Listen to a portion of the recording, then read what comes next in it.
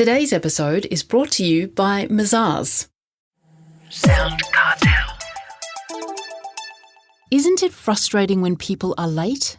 You know how it is. You're waiting for a Zoom meeting to start, say, or for a phone call, or a delivery that doesn't arrive when they said it would. So what are these people really telling you?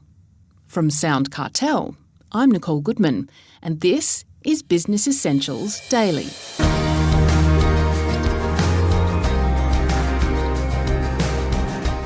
Sorry I'm late. Nah, that doesn't really cut it. What they should be saying is, sorry, I was being rude. That's according to Les Watson, business coach, productivity expert, and the prince of punctuality. Rest assured, when Chris Ashmore sat down to chat with Les Watson, they were both, predictably, a little early. So why, Chris asks, is it important not to be late? It's to do with honouring other people. And it goes further than that in business, where you've got a certain amount of time and other people have got a certain amount of time. And what happens in that instance is I'm waiting on somebody else. So therefore I'm losing time waiting for somebody else. And if I've got a meeting room of 10, 15 people, they're all losing time because someone is late. So it's actually not honouring other people. It's what I call it's out of integrity. It's a thing of I'm more important, Chris, than being on time for you because you don't matter. I'm much more important. Therefore, it's one of those things of I had to do what I had to do and put you second. It's a reflection on the brand, isn't it? Even if you think it's not important, your potential clients or customers, they may well think it's important. And that reflects poorly on you as a business. Would that be fair to say? Very much so. People will look at your ability to be on time as an honouring of, hey, you've honoured me, so you get a tick in that box. And it sounds weird, that term honouring you, but I'm actually looking at our relationship as one of equals as opposed to I'm better than you or I can reign it over you or you just wait until I'm ready and then I'll come and get you. Well, that's not the way business works. If you can get on the same level, if you can create some rapport going, you've got a whole lot more chance of having a relationship over time because you're on a level playing field. Then there are people who just seem to struggle with punctuality all the time. Is that something to do with their values, perhaps? It is to do with values. And is being on time one of your values? Is punctuality one of your values? See, one of my values is integrity, and in doing so, being on time is one of those things. I'm going to keep my word by being on time for you. But one of the reasons why people tend to be late is a fear of missing out, called I have to do this thing, otherwise I'm going to miss out. I've got to spend time here, otherwise I'm going to miss out.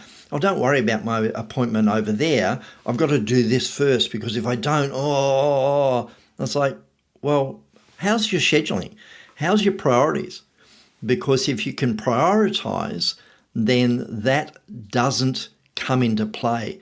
For example, we were both early for this particular conversation and we did it on purpose. So are people purposing to be on time for meetings by being early?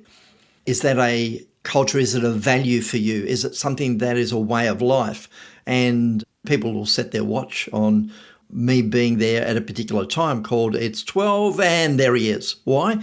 Because it's important for me to do that. So are you making time important in your business? Well, for people who struggle to do things on time or early, do you have any tips on how to be more punctual? I'd say that the easiest way, as a straight up, would be grab yourself some alarms, and that's on your mobile phone or on your computer or on your calendar on your computer. Doesn't really matter what it is, but set an alarm that enables you to have enough space to get to the particular meeting on time. And that could be, well, I've got to travel half an hour, therefore I'll leave myself 3/4. I've got a meeting at 12 and it's online, so I'll get online 5 minutes earlier. So set an alarm that enables you to get there early rather than late. Put your scheduling so that it enables you to be there on time as opposed to chock-a-block filling things in the midst of, like, I can do that before I go to this meeting. Well, maybe you can't, and you end up on the back foot and go, oh, I didn't know it was going to take so long.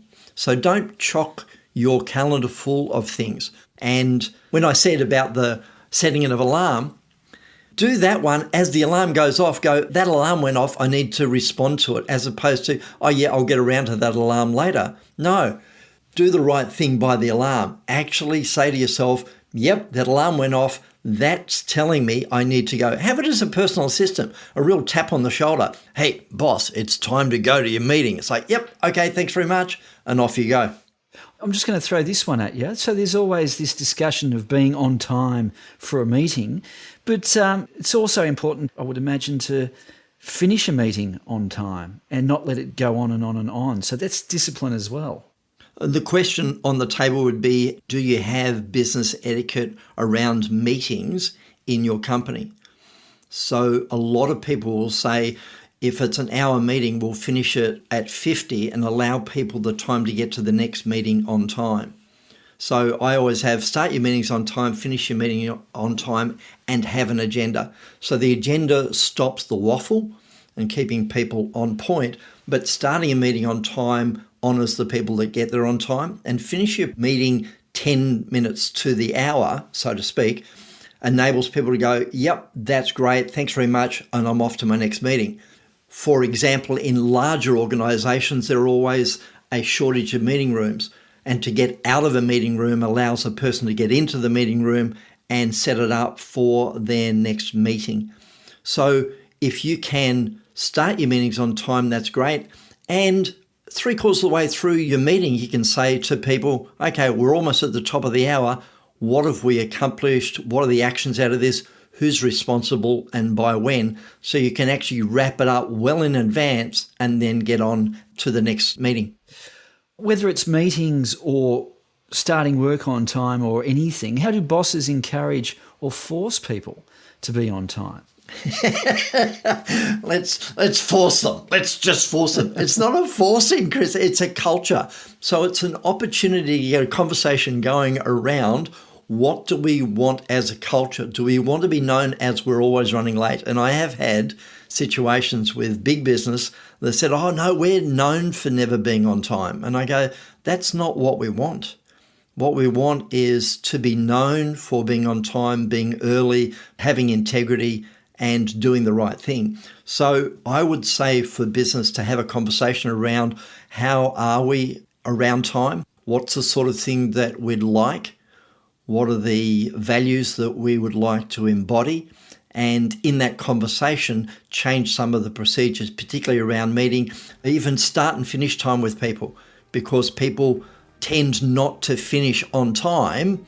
I'll just keep going. It's like, no, finish on time. So are you starting work on time? Those sorts of things. Have a conversation around it. What are the values? What's the ethics? What are we trying to achieve here as a company? And have the conversation. That was the Time Lord and author, Les Watson.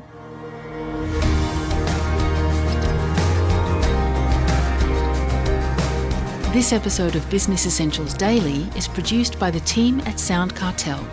Thanks for listening. I'm Nicole Goodman. We'll bring you more Be Daily tomorrow.